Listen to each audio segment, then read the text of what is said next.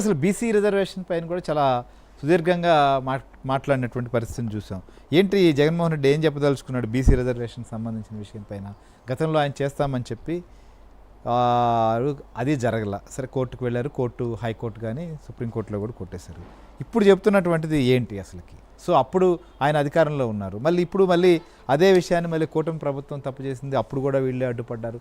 ఇవన్నీ మాట్లాడుతున్నటువంటి పరిస్థితిని మనం చూస్తున్నాం. టీడీపీ హయాంలోనే బీసీలకు 34% స్థానిక సంస్థల్లో రిజర్వేషన్లు కల్పించారు. దాదాపు 15 ఏళ్ల పాటు అది అమల్లో ఉంది. అయితే జగన్మోహన్ రెడ్డి ప్రభుత్వం అధికారంలోకి వచ్చాక కోర్టులో సరైన వాదనలు వినిపించకపోవడం వల్లే 34% ఉన్న బీసీ రిజర్వేషన్ 24%కి తగ్గిపోవాల్సిన పరిస్థితి ఏర్పడింది అనేది తెలుగుదేశం పార్టీ, అంటే ఇప్పుడు ఉన్నటువంటి అధికార కూటమి పక్ష వాదన. ఇది ఇందులో వాస్తవం లేకపోలేదు, 100% వాస్తవం. ఎందుకంటే వైసీపీ హయాంలో హైకోర్టుకి అదేవిధంగా సుప్రీంకోర్టులో సరైన వాదనలు అయితే వినిపించలేదని సుస్పష్టం. జగన్మోహన్ రెడ్డి ముందు 34% బీసీ రిజర్వేషన్లు ఇస్తారని చెప్పి తర్వాత టీడీపీ వాళ్లే కేసులు వేసి దాన్ని 24% తగ్గించడానికి కోర్టులో వాదించారని చెబుతూ ఈరోజు అదే విషయాన్ని ప్రస్తావిస్తూ మరలా రేపు 34% టీడీపీ కూడా ఇవ్వదు, దీని మీద మళ్ళీ వాళ్లే కేసులు వేస్తారు, మళ్ళీ వాళ్లే దాన్ని వెనక్కిలాగే ప్రయత్నం చేస్తారు.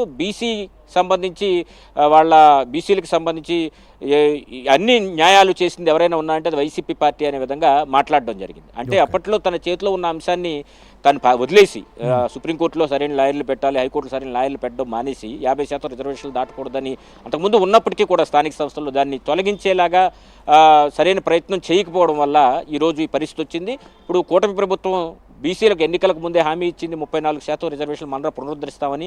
దానిలో భాగంగా గతంలో ఉన్నటువంటి రిజర్వేషన్లు పునరుద్ధరిస్తూ ఇప్పటికే ఉత్తర్వులు కూడా జారీ చేసింది. రేపు స్థానిక సంస్థల ఎన్నికల నగారా మోగిన తర్వాత ఇదే రిజర్వేషన్లతో ముందుకు వెళ్తామని కూడా కూటమి చెబుతున్న పరిస్థితి అయితే ఉంది. అయితే సర్ నివేదిక కంటే ముందే ఈ ఎన్నికలకు వెళ్ళాలని భావిస్తున్న తరుణంలో ముఖ్యమంత్రి కూడా కొన్ని అనుమానాలు వ్యక్తం చేశారు. వైసీపీ వాళ్ళే దీని మీద కేసులు వేయించి మనం అడ్డుకునే ప్రయత్నం చేస్తారు. 336 కేసులు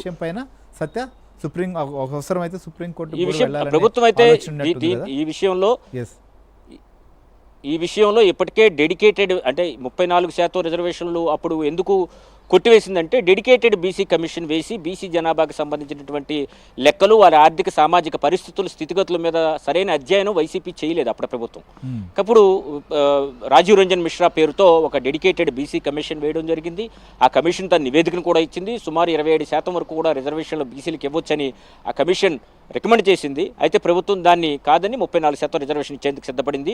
అవసరమైతే దీనిపై న్యాయ పోరాటం కూడా చేస్తామని ముఖ్యమంత్రి ఇప్పటికే ప్రకటించారట. హైకోర్టులో కానీ సుప్రీంకోర్టులో కానీ న్యాయస్థానాల్లో పోరాటం చేసి బీసీలకు గతంలో ఉన్నటువంటి రిజర్వేషన్ పూర్తి స్థాయిలో కల్పించడం ద్వారా ఆ వర్గాలకు, అంటే జనాభాలో దాదాపు 50% పైగా ఉన్నటువంటి వర్గాలు బీసీ, కేవలం 34% మాత్రమే రిజర్వేషన్లు వాళ్ళకి కల్పించడం అనేది చాలా చిన్న విషయమే. అయినప్పటికీ కూడా ఆ రిజర్వేషన్కి తాము కట్టుబడి ఉన్నామని చెబుతోంది. దానికి అవసరమైతే న్యాయ పోరాటం చేసైనా దాన్ని బీసీల కోసం సాధిస్తామని చెప్పింది. 1983లో తెలుగుదేశం పార్టీ పెట్టిన నాటి నుంచి తెలుగుదేశం పార్టీకి వెన్నుదన్నుగా ఉంది బీసీ వర్గాలు. కాబట్టి ఆ వర్గాలంటే తెలుగుదేశం పార్టీకి ముందు నుంచి అభిమానం ఉంది.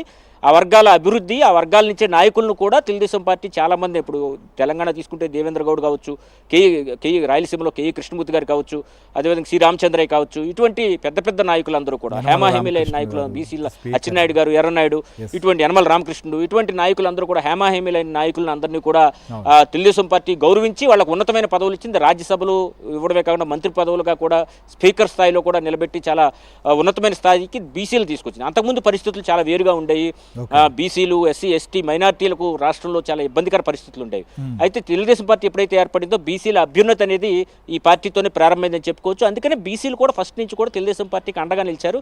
దానిలో భాగంగానే గతంలో 20% ఉన్న రిజర్వేషన్ బీసీలకి చంద్రబాబు నాయుడు 34% చేసి 15 ఏళ్ల పాటు దాన్ని అమల్లో ఉంచారు. వైసీపీ వచ్చాక దాన్ని చేసినటువంటి చిన్నపాటి తప్పిదాల వల్ల, సరైనటువంటి వాదనలు వినిపించకపోవడం వల్ల గతంలో ఉన్న రిజర్వేషన్లను తొలగించేయాల్సి వచ్చింది. దీనికి అదే బీసీ డెడికేటెడ్ కమిషన్ అప్పుడే వేసిండి బీసీ జనాభా గణన చేసి ఇంతమంది ఉన్నారు కాబట్టి రిజర్వేషన్ ఇవ్వాల్సిందే అని కోర్టులో పోరాడి ఉంటే కనుక ఖచ్చితంగా రిజర్వేషన్ అలాగే ఉండేది. ఆ పని చేయకపోవడం వల్ల ఈరోజు మరలా దాన్ని 24% పడిపోయిన పరిస్థితి ఉంది. అయితే బీసీ డెడికేటెడ్ కమిషన్ వేయడం, దాని రిపోర్ట్ను కూడా తీసుకోవడంతో ప్రస్తుతం మరొక ఛాన్స్ అయితే మాత్రం రాష్ట్ర ప్రభుత్వం ముందుంది, అదేవిధంగా కూటమి సర్కారు ముందుంది. కాబట్టి ఖచ్చితంగా దీనిపైన న్యాయ పోరాటం చేస్తాం. అదే సమయంలో వచ్చే స్థానిక సంస్థల ఎన్నికల్లోనే బీసీలకు 34% స్థానిక సంస్థల్లోనూ, అదేవిధంగా అర్బన్ స్థానిక సంస్థలో 33.33% రిజర్వేషన్లు అయితే కల్పిస్తామని ఇప్పటికే ప్రకటించింది. దానికి సంబంధించిన ఉత్తర్వులు కూడా స్పష్టంగా వెలువరించింది.